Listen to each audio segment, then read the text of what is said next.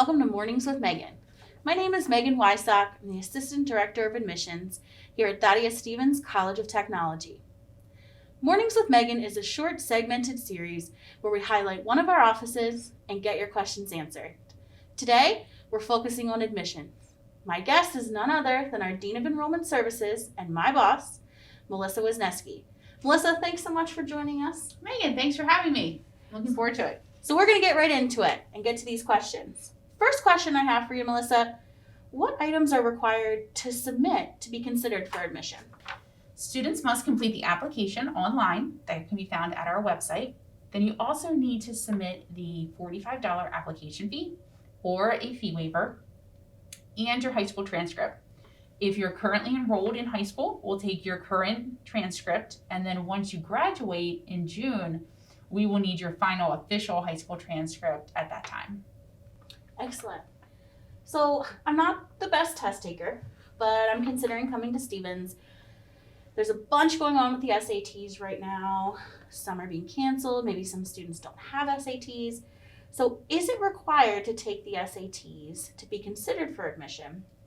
And if not, is there any other testing in place? Great question. We are SAT optional. So if you were able to get an exam date, then we will definitely take those scores. We'll review them. If you meet our benchmarks, we'll move you right through the process. If not, or if you've chosen not to take them, we do have an entrance exam that we would require students to take for math, writing, and reading.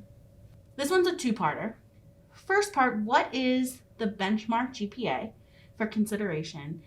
And second part to that is, what should I do if my GPA is below that benchmark? So we do look for a 2.0 GPA for high school students. If your GPA is below that, we would encourage you to start at your local community college, take some gen eds, maybe your math or your English, and then reapply as a transfer student.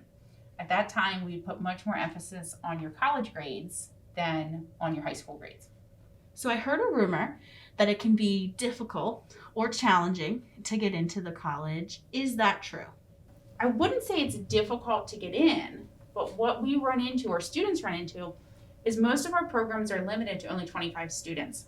So it is selective in that case. Once a program is full, we will start a wait list, but students cannot come in and then later choose a program. You're coming in because you're going to come in for 2 years, you're going to do your program, you're going to go out and start working.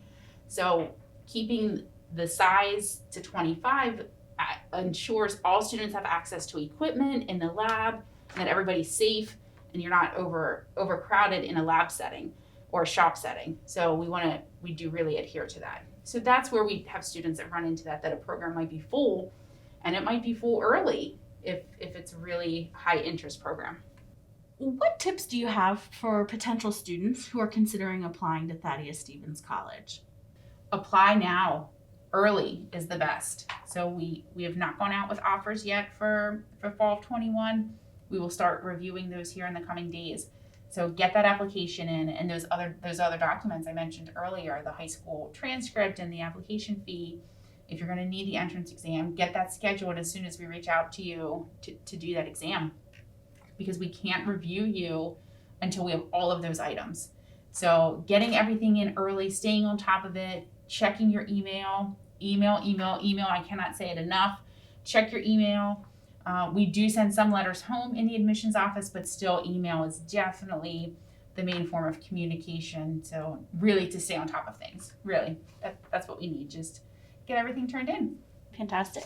Wish we could have a light that's just flashing and says, check your email. So first round of offers going out, safe to say, early February. So if I've been offered admission, what do I need to do to officially secure my spot? So in a big packet that you'll get sent home to your home address. So if you've moved, make sure you do let us know so you can update your address. There will be an agreement of admission. There'll be 2 copies of it, one for you to keep for your record and one for you to sign and return to us. If you are under 18, please make sure to have a parent or guardian sign as well. And then you can send them back to us. We can accept those via email or paper. You can mail them back in the mail. Either is fine. So there is no monetary deposit? There is not. Nope, no deposit required. Excellent.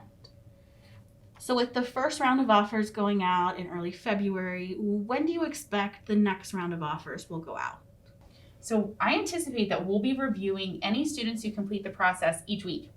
So as students continue to turn in those needed items, the high school transcript, application fee, or continue to complete the entrance exam, I anticipate we'll be reviewing those on a fairly weekly basis and then turning around, getting the offers mailed out. So let's say I get an offer of admission for a particular program, but I'm no longer interested in that program. What options do I have? Are there even any options for me? So as mentioned earlier, most of our programs are limited to 25. So if the program that you would be interested in may be full, your options may be limited. But if the program you're interested in still has spots, we would have you complete a change of major form. So we would have that request on file that you asked to change it, and we could move forward with that. But it does need to be reviewed. It does go back into a review process. But it's a fairly quick process at that point once you've made that determination that you want to do something different. And you kind of alluded to this already. Where do you see the most confusion towards the application process? That it's more than just an application. So the application is definitely step one by all means, but then those follow-up items that we've mentioned a few times now. So the application fee, the high school transcript, and then the entrance exam if needed. So really having all of those pieces in is what's required for us to review and potentially make an offer.